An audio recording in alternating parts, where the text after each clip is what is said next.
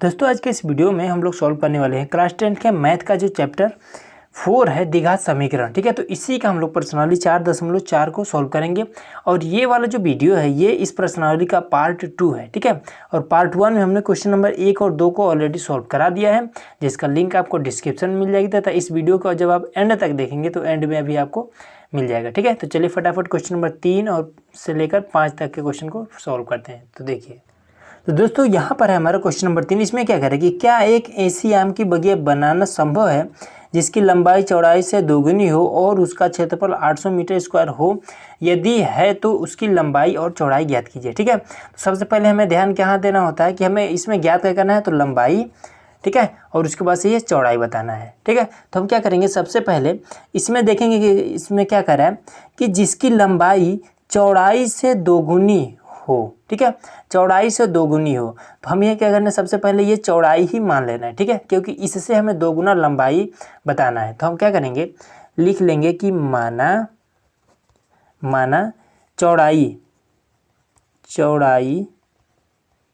ठीक है, बराबर में x ले लीजिए। ठीक है, उसके बाद से लंबाई क्या है, लंबाई चौड़ाई का दोगुना है, तो लिख देंगे कि लंबाई बराबर में 2x। उसके बाद से दिया है कि क्षेत्रफल बराबर 800 मीटर स्क्वायर, तो क्षेत्रफल बराबर क्या है, 800। ठीक है, अब देखिए इतना करने के बाद से हम क्या करेंगे, इसमें हमारा क्या होता है, यहाँ पर क्षेत्रफल है। ठीक है, तो आपको पता होगा कि अगर आयत का क्षेत्रफल देखा जाए तो लंबाई गुणा चौड़ाई होता है, तो यहाँ पर हमारे पास चौड़ाई भी है और लंबाई भी है। तो हम क्या करेंगे, क्षेत्रफल यहाँ से हम ज्ञात कर लेंगे। क्षेत्रफल के स्थान पर क्या लिख देंगे, लंबाई गुणे चौड़ाई। ठीक है, बराबर में क्या है, 800। तो लंबाई कितना है, x है, तो ये आपका कितना हो जाएगा, x हो जाएगा। लंबाई 2x है, तो ये 2x हो जाएगा, गुणे में x बराबर में ये 800 लिख देंगे। ठीक है, अब इसके बाद से क्या करेंगे कि इसका हम गुणा कर देंगे, तो ये हो जाएगा 2x का स्क्वायर बराबर में 800। तो ये इसको हम 2 को इधर भेज देंगे, तो x का स्क्वायर बराबर में ये हो जाएगा 400। ठीक है, कैसे, यहाँ से ये मान लीजिए 2 जब हटेगा गुणा में इधर आएगा तो भाग करने लगेगा, तो अब इसको काटेंगे तो 400 आ जाएगा। ठीक है, अब जब यहाँ से ये वाला स्क्वायर हटेगा तो ये वाला रूट में हो जाता है, तो x बराबर में इसको जब हम रूट से बाहर निकालेंगे तो ये आपका 20 हो जाएगा। कैसे हो जाएगा, तो हम क्या करेंगे, सबसे पहले 400 का इस तरह से गुणनखंड कर लेंगे। ये 400 इस तरह से लिखेंगे, बहुत लोगों को पता भी होगा, तो इसको लिखेंगे 2 से, तो 2 दूना 4। उसके बाद से फिर लिखेंगे 2 एकनम 2, फिर उसके बाद से लिखेंगे 2, ये 50 हो जाएगा। फिर उसके बाद 2 से तो 25 हो जाएगा। फिर उसके बाद से 5 से, तो ये क्या हो जाएगा, 5 पचे 25। फिर 5 से लिखेंगे तो 1। अब देखिए यहाँ पर 2 का जोड़ा बन जाए, ये भी 2 का जोड़ा, यहाँ पर 5 का जोड़ा। तो जब जोड़ा बन जा रहा है तो लिखेंगे 2 का जोड़ा कितने बार, 2 बार बन रहा है, तो 2 गुणे में 2। फिर ये क्या हो जाएगा, 5, तो 2 दूना 4 5 20, तो बराबर में 20। तो यही वाला यहाँ पर हमने लिख रखा है। ठीक है, तो x का वैल्यू क्या आया, 20 आ गया। तो यहाँ पर हम क्या लिख देंगे, ये जो चौड़ाई है वो हमारा 20 है और लंबाई क्या है, वो क्या है, 20 गुणे 2 बराबर में 40 है। ठीक है, बस यही आपका आंसर आ गया। बहुत ही आसान था। चलिए अगला भी देख लेते हैं। अब देखिए क्वेश्चन नंबर 4 में यहाँ पर क्या दिया है कि क्या निम्न स्थिति संभव है। ठीक है, उसके बाद क्या रहा है कि यदि है तो उनकी वर्तमान आयु ज्ञात कीजिए। तो लिखा है कि 2 मित्रों की आयु का योग 20 वर्ष है। 4 वर्ष पूर्व मतलब क्या है कि पहले, वर्तमान आयु जितने भी है उससे 4 वर्ष पहले जब जाएंगे तो उसके बाद क्या कह रहा है कि गुणनफल 48 था। जो 4 वर्ष पहले जो उनकी उम्र थी और उसके उम्र को जब गुणा करेंगे तो 48 हो जाता है। तो इस स्थिति को हमें बताना है कि संभव है या फिर नहीं है। ठीक है, तो देखिए हमें क्या करेंगे कि इसमें यहाँ पर देखें, सबसे पहले तो ये योग दिया है, योग मतलब कि 20 वर्ष है। 2 मित्रों की आयु का योग 20 वर्ष है, तो इसका मतलब इस तरीके से समझ सकते हैं, जैसे कि यहाँ पर 2 व्यक्ति हैं, ये व्यक्ति है और ये दूसरा व्यक्ति है। कुछ पैसे इनसे लिया गया, कुछ पैसे इनसे लिया गया और टोटल हमारे पास 100 रुपये हो गया। ठीक है, अब हमें ये नहीं पता है कि हमने इनसे कितना लिया पैसा और इनसे हमने कितना पैसा लिया, लेकिन हमें ये चीज़ पता है कि दोनों लोगों से कुछ पैसे लिए हमने, तो 100 रुपये हो गए। अब हम मान लेते हैं कि इनसे हमने 100 रुपये लिए। ठीक है, या फिर मान लीजिए x ना मान करके इनसे मान लीजिए हमने 50 रुपये लिए, इनसे हमने 50 रुपये लिए। तो अब हम कैसे जानेंगे कि इनसे हमने कितना लिया? तो हम क्या करेंगे, इसी 50 को 100 में से घटा देंगे, तो इस 100 में से माइनस कर देंगे 50 को, तो बराबर क्या आ जाएगा 50 रुपये। ठीक है, तो इससे हमारा स्पष्ट हो जाएगा कि इससे हमने 50 रुपये लिए थे, तो 50 इससे 50 इससे। तो वही काम हमें यहाँ पर कर देना। जब यहाँ पर योग की बात करें तब तो लिख देंगे कि माना पहले मित्र की आयु, माना पहले मित्र की आयु बराबर में x है। ठीक है, x है, तो अब दूसरे का कितना होगा? तो ये जितना भी है हम इसमें से घटा देंगे, बस दूसरे का आ जाएगा। जैसे ये वाला हमने प्रोसेस किया था, तो लिख देंगे कि दूसरे मित्र की आयु बराबर में 20 में से इसी x को घटा देंगे, ये दूसरे मित्र का हो गया। उसके बाद से कह रहे हैं कि 4 वर्ष पूर्व उनकी आयु का गुणनफल 48 था। 4 वर्ष पूर्व की बात करें तो हम क्या करेंगे कि वर्तमान में ये इस समय इतने के हैं। ठीक है, पहला मित्र x वर्ष का है और दूसरा मित्र 20 माइनस x वर्ष का है। तो जब पूर्व मतलब कि इससे पहले की बात करें, जब इसमें से हम 4 वर्ष पूर्व मतलब कि इसमें से 4 हमें घटा देना है, तो चलिए घटा दे देंगे। लिख देंगे प्रश्नानुसार। तो ये क्या हो जाएगा, 4 वर्ष पूर्व लिख देंगे कि 4 वर्ष पूर्व दोनों की आयु।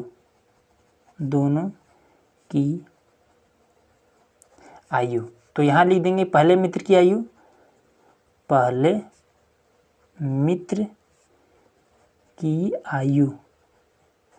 बराबर कितना हो जाएगा, इस वर्तमान में जितना भी उसमें से हमें 4 को माइनस कर देना है। उसके बाद से दूसरे मित्र की आयु बराबर क्या करेंगे, 20 माइनस में x और माइनस में 4 कर देंगे, तो ये क्या आ जाएगा, ये आपका 16 माइनस में x हो जाएगा, ये चीज़। ठीक है, अब क्या कह रहा है कि यहाँ पर देखिए 4 वर्ष पूर्व उनकी आयु का गुणनफल 48 था। मतलब कि ये वाला पहले मित्र का और दूसरे मित्र का जब उनके आयु को गुणा करते थे तो ये 48 था। तो लिख देंगे कि x माइनस में 4 फिर 16 माइनस में x, ये हो जाता था 48, जीरो नहीं रहेगा, सॉरी 48 हो गया। ठीक है, अब इन दोनों का आपस में गुणा कर देंगे तो ये हो जाएगा 16x हो जाएगा। फिर इसका करेंगे तो माइनस का x का स्क्वायर, फिर 16 चौका 64, तो माइनस का ये 64, फिर ये माइनस में तो प्लस में हो जाएगा 4x बराबर में ये है 48। ठीक है, अब इसमें क्या करेंगे, x का स्क्वायर है तो लिख देंगे माइनस में x का स्क्वायर, फिर उसके बाद 4 और 16 हो जाएगा कितना 20, तो प्लस में 20x, फिर ये माइनस का 64, अब इसको भी इधर लाएंगे तो माइनस का 48 बराबर में 0। तो ये कितना हो जाएगा, अब देखिए इसमें से हम चाहें तो इस वाले को कॉमन ले लेते हैं, तो माइनस को कॉमन ले लिए तो यहाँ पर क्या बचा, x का स्क्वायर हो गया, ये वाला प्लस में है तो माइनस में 20 हो जाएगा। अब ये वाला क्या है आपका माइनस में है तो प्लस में 64 हो जाएगा, ये भी आपका प्लस में 48 हो जाएगा बराबर में 0। अब इस वाले माइनस को उठा करके हम इधर भेज देंगे। ठीक है, तो जब इधर भेजेंगे तो 0 के साथ ये ख़त्म हो जाता है।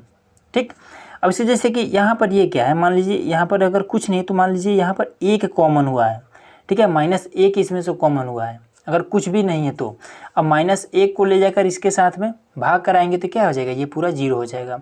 तो वही क्या करते हैं कि इस माइनस को ले जाते हैं इधर, उसके बाद से भाग करा के ख़त्म कर देते हैं। ठीक है, तो इस तरीके से ये यहाँ से ख़त्म हो जाएगा। ठीक, अब इसके बाद से क्या करेंगे, इन दोनों को जोड़ लेंगे तो x का स्क्वायर माइनस में 20x, अब ये क्या हो जाएगा 60 40 100 और 8 4 12 112 हो जाएगा। ठीक है, प्लस में 112 बराबर 0। अब क्या करेंगे कि तोड़ कर देखेंगे इसको, 112 को कुछ इस तरीके से तोड़ेंगे दो भागों में कि जोड़े तो 20 आ जाए। तो क्या करेंगे, अगर नहीं समझ में आ रहा तो इस तरीके से गुणनखंड निकाल लेंगे इसका। तो 2 5 10 और 2 6 12, फिर 2 दूना 4 और 2 8 16, फिर 2 एकम 2 2 चौका 8, 2 7 14, फिर ये 7, फिर यहाँ पर 1 आ गया। अब देखिए इसको आप कैसे भी करिए कि यहाँ पर ये जोड़ करके 20 आ जाए, यहाँ पर प्लस है तो जोड़ करके 20 आए। तो देखिए 7 दूना 14 और उसके बाद 2 दूना 4 दूना 8, तो ये देखिए आप किसी भी तरीके से आप जोड़ेंगे तो ये वाला 20 नहीं आने वाला है। ठीक है। तो इस तरीके से ये हमारा प्रूफ हो गया। अगर आ जाता है ये वाला 20, इसी को जैसे कि हम क्या करते हैं, गुणनखंड में 2 भागों में हमें तोड़ना होता है कि जोड़े तो ये वाला 20 आ जाए। तो ये आप इस तरह से करके देख लीजिए, ये 20 किसी भी प्रकार से नहीं आने वाला है। ठीक है, तो लिख देंगे संभव नहीं है, संभव नहीं है। बस यही आपका आंसर हो जाएगा। ठीक है, अगला देखते हैं। अब देखिए यहाँ पर हमारे क्वेश्चन नंबर 5वां में क्या दिया है कि क्या परिमाप 80 मीटर तथा क्षेत्रफल 400 मीटर स्क्वायर के एक पार को बनाना संभव है? यदि है तो लंबाई और चौड़ाई याद कीजिए। ठीक है, तो लंबाई और चौड़ाई की बात कर रहा है तो मतलब इसको हम आयत के बेस पर इसको हम सॉल्व कर सकते हैं। ठीक है, तो ये क्या है, यहाँ पर लंबाई और ये चौड़ाई यही चीज़ पूछ रहा है, तो हम लिख देंगे कि माना लंबाई, तो लंबाई बराबर हम मानते हैं x और चौड़ाई, तो चौड़ाई हो जाएगा आपका, हम मान लेते हैं y। ठीक है, अब इसके पास क्या कर रहा है कि परिमाप 80 मीटर है। ठीक है, 80 मीटर है, तो आपको एक चीज़ पता होगा कि आयत का परिमाप का फॉर्मूला क्या होता है। तो आयत के परिमाप का फॉर्मूला होता है कि 2 गुणे लंबाई प्लस चौड़ाई। ठीक है, ये इसका फॉर्मूला होता है। तो आयत के परिमाप बराबर क्या है, 80 मीटर, तो यहाँ पर दिया है 80 मीटर। ठीक है, तो ये हो जाएगा कितना, 2, और लंबाई कितना है, x है, प्लस में y है, चौड़ाई y है, तो यहाँ पर y हमने लिख दिया बराबर में 80। ठीक है, अब इस 2 को हम इस साइड भेज देंगे, यहाँ गुणा कर रह जाएगा, भाग करेगा तो x प्लस में y बराबर में ये 80/2 हो जाएगा, इसको काट देंगे तो x प्लस में y बराबर में ये आपका कितना आ जाएगा, 40। ठीक है, ये आपका पहला नंबर आ गया। अब इसके बाद से यहाँ पर एक चीज़ और कह रहा है कि इसका क्षेत्रफल 400 मीटर स्क्वायर है। तो क्षेत्रफल मतलब क्या कि अगर मान लीजिए आयत का जो क्षेत्रफल होता है वो लंबाई गुणे चौड़ाई होता है। ठीक है, लंबाई गुणे चौड़ाई होता है। आयत का क्षेत्रफल का ये फॉर्मूला होता है कि आयत का क्षेत्रफल बराबर लंबाई गुणे चौड़ाई कितना है, 400 मीटर है, तो हम लिख देंगे 400 मीटर। ठीक है, तो लंबाई क्या है, x और चौड़ाई y है, तो x और y बराबर ये हो जाएगा 400। ठीक है, 400 लिख दीजिए, क्योंकि ये तो हम निकाल ही रहे हैं क्षेत्रफल, तो इसका मीटर स्क्वायर लिखे या ना लिखे उससे कोई दिक्कत नहीं है। ठीक है, अब इसके बाद से क्या करेंगे कि यहाँ से हम x का या फिर y का कोई भी मान निकाल सकते हैं। ठीक है, तो मान लीजिए x का ही निकाल लेते हैं, तो ये हो जाएगा y, गुणा कर इधर जाएगा भाग करेंगे तो 400/में y हो जाएगा। अब x के मान को उठा करके हम यहाँ पर पुट कर देंगे, तो ये हो जाएगा 400/में y प्लस में y बराबर में 40। ठीक है, अब इसको हम इससे साथ गुणा कर देंगे, तो 400 प्लस में गुणा क्यों करेंगे, ताकि हर बराबर हो जाए, ऊपर नीचे हम y से गुणा करेंगे, तो y का स्क्वायर, तो नीचे आपका y हो जाएगा बराबर में ये है 40। ठीक है, तो ये 400 प्लस में y का स्क्वायर, ये इस तरह क्या है, भाग के रूप में है, इधर जाएगा तो गुणा करने लगेगा, तो 40 y के रूप में हो जाएगा। ठीक है, अब इसको हम क्या करेंगे, इसको भी इधर ही ले लेंगे, तो y का स्क्वायर लिख लेंगे। अब इसको इधर लेंगे तो माइनस का 40 y हो जाएगा। अब ये प्लस में 400 है, तो प्लस में 400 यहाँ पर हम लिख देंगे, बराबर में लिख देंगे 0। अब इसके बाद इसका हम गुणनखंड कर देंगे। ठीक है, तो गुणनखंड कैसे करेंगे कि जोड़े तो यहाँ पर प्लस है। ठीक है, तो जब प्लस हो तो मतलब कि जोड़ करके हमें ये 400 मतलब 40 लाना है, जोड़े तो इसको 2 भागों में तोड़ना है। तो अगर हम 20 और 20 के रूप में तोड़ दें, 2 दूना 4, तो ये 400 भी हो जाएगा और 20 20 40 भी हो जाएगा। तो हम लिख देंगे इसको, देखिए डायरेक्ट हम करते हैं इसको ट्रिक के हिसाब से। ठीक है, तो यहाँ पर माइनस है, ये वाला आपका प्लस है, तो जब यहाँ पर माइनस हो तो हम यहाँ माइनस लगा देंगे, ये भी माइनस में, तो आपका आंसर आ जाएगा x माइनस में 20 और x माइनस में 20 बराबर में 0। तो x बराबर में 20 हो जाएगा, ये भी आपका x बराबर में 20 हो जाएगा, तो x का जो मान आएगा वो 20 आएगा। ठीक है, अब क्या करेंगे इसमें, देखिए यहाँ पर हम के मान रख देंगे, कौन सा मान, ये वाला x का मान रख देंगे इस वाले समीकरण में। तो चलिए कर देते हैं, तो ये हो जाएगा 20 प्लस में y बराबर में 40 है, इसको उठाकर इधर ले देंगे, तो y बराबर में 40 माइनस में 20, तो y बराबर में 20, ये आपका हो जाएगा। ठीक है, तो x बराबर आपका 20 निकला, y बराबर भी आपका 20 निकला, बस यही आपका आंसर हो जाएगा। ठीक है, तो इस तरीके से ये पूरा आपका चैप्टर खत्म हो गया। तो दोस्तों आज का वीडियो आप लोग कैसा लगा कमेंट बॉक्स में जरूर बताइए, और चैनल पर नए हैं तो सब्सक्राइब जरूर करिए।